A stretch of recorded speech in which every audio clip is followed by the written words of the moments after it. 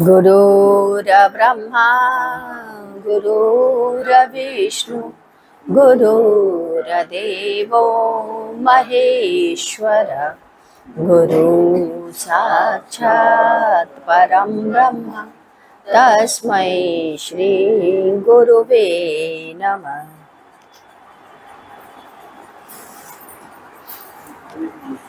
गुरुदेव ने कहा कि श्राद्ध के समय ब्राह्मणों को कोहड़े की सब्जी, भैंस के दूध का खीर नहीं खिलाना चाहिए। इससे पितृगण रुष्ट भी हो जाते हैं, क्योंकि ब्राह्मण के द्वारा ही वे अपना भोजन प्राप्त करते हैं। गुरुदेव ने कहा कि मनुष्य को अपनी मृत्यु के बारे में जरा भी एहसास नहीं रहता। वह तो सोचता है अभी तो हम बहुत दिनों तक जीवित रहेंगे, और वह नाना प्रकार के कुकर्मों में फंसता रहता। गुरुदेव एक बार हरिद्वार की यात्रा से लौट रहे थे। फर्स्ट क्लास की बोगी में बैठे थे। कुछ देर के बाद एक टीटी आया। उसने टिकट मांगा। गुरुदेव ने टिकट दिखाया। उसने कहा, यह फर्स्ट क्लास की बोगी है और आपके पास रिजर्वेशन नहीं है, हम आपको यहाँ नहीं बैठने देंगे। गुरुदेव ने कहा, अरे भाई, यह टिकट तो है। उसने कहा, वो तो मैं देख रहा हूँ, परंतु मैं आपको यहाँ बैठने नहीं दूंगा, यह रिजर्व्ड है। गुरुदेव ने कहा, आप जो कह रहे हो। उसने कहा, इस पर शुल्क ले लो। इसी तरह आपस में तकरार हो रही थी। जनाब, मुझे अब्दुल सलाम कहते हैं। अब तो मैं चौंका। मेरे साथ क्लास फेलो रह चुका था। अचानक चेहरा ध्यान में देखा। मुझे स्मरण हो आया। अब क्या पूछना था। आपस में बीते हुए दिनों की यादगारें होने लगी।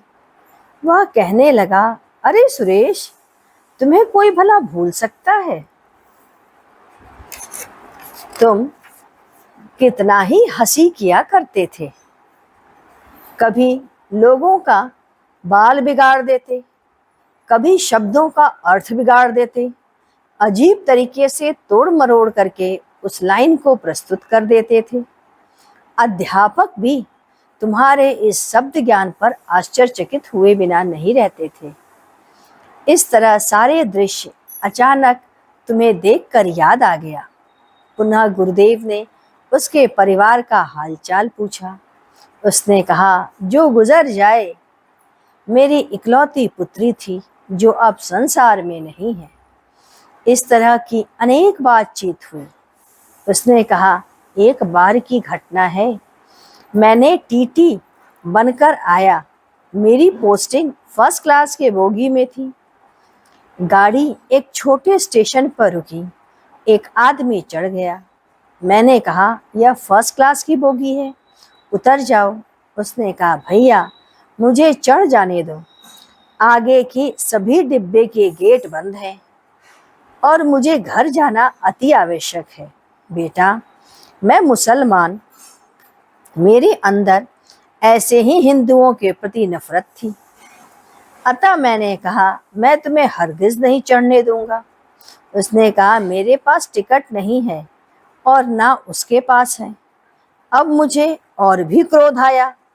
मैंने कहा, यदि तुम नहीं उतरोगे तो तुम्हारे सामान सहित मैं तुम्हें फेंक दूंगा। उसने कहा, मेरी बेटी बड़ी सख्त बीमार है, मैं उसके लिए दवा लेने जा रहा हूँ। अगर मैं नहीं पहुंचा तो मेरी बेटी मर जाएगी।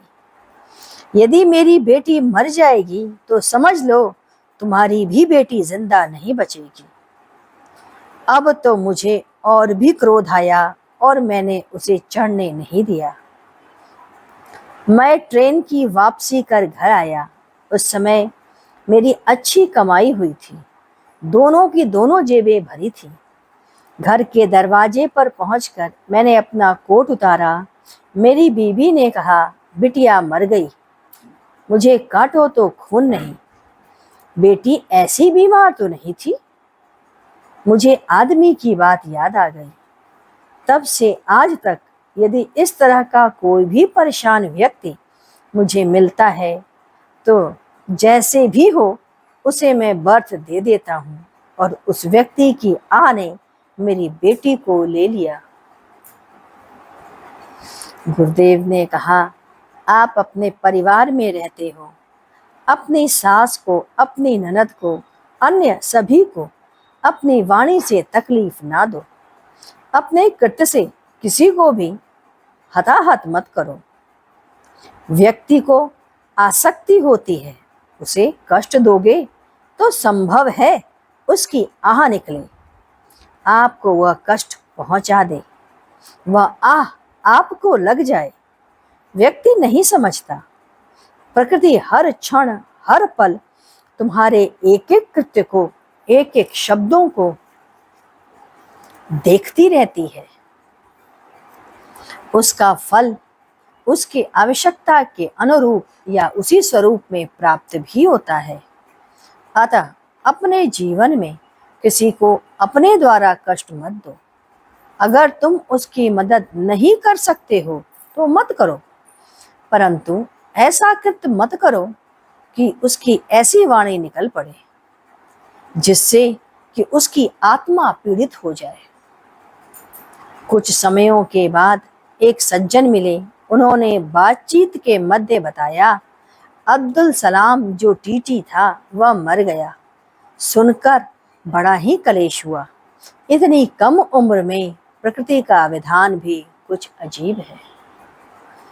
इसके पश्चात 2 दिसंबर बुधवार, आज ऑफिस में 2 बजे थे। डाकिया पत्र लेकर आया। एक मित्र ने, जो डाकिये के पास थे, दूर से ही आवाज दी, सिन्हा जी आइए, आपका पत्र है। जबकि डाकिया अभी झोले से पत्रों का बंडल निकाला भी नहीं था। गुरुदेव ने बैठे बैठे ही कहा, एक लिफाफा मेरा है, लेते आना। और वास्तव में एक एनवलप उनके नाम का आया था। मैं गुरुदेव के पास ही बैठा था। प्रायः इस प्रकार की घटना या ऐसी क्रिया वह कर दिया करते थे। इसके बाद 3 दिसंबर सन 1992, आज महिलाओं की गोष्ठी रही। आज प्रातः थोड़े पहले ही हम और उषा गुरु स्थल पर पहुंच गए। गुरुदेव बाहर धूप में बैठे थे। वंदना और सोनू भी थे। गुरुदेव कह रहे थे, धीरे धीरे अपने मन को घर से हटाते रहिए बहन जी। ऐसा नहीं करेंगी तो बाद में बड़ा ही कष्ट होगा। परमात्मा ने अपने ही अंश से निकालकर आपको भेजा है, उसी के ही आप अंश हो। यहाँ आकर आप उसी को भूल जाती हैं। 4 आश्रम इसीलिए बनाए गए हैं। प्रथम ब्रह्मचर्य, संयमित जीवन व्यतीत करते हुए निरंतर प्रभु का चिंतन और भजन करते हुए अपने को हमेशा प्रभु के निकट ही समझो और उसी में लय को लगाए रखो। ब्रह्म में लीन हो जाओ। यदि ऐसा नहीं कर पाए तो मन संसार में थोड़ा भटकने लगा, गृहस्थाश्रम बना लो। गृहस्थाश्रम इसीलिए बनाया गया है, अच्छी स्त्री आई, पत्नी के रूप में पाए, तुम्हारे में जीवन आ गया। उसी के सहारे कदम से कदम मिलाते हुए ईश्वर के ध्यान और भजन के साथ लगे रहो। अंत में उसी के प्रभु में समा जाने की चेष्टा करो।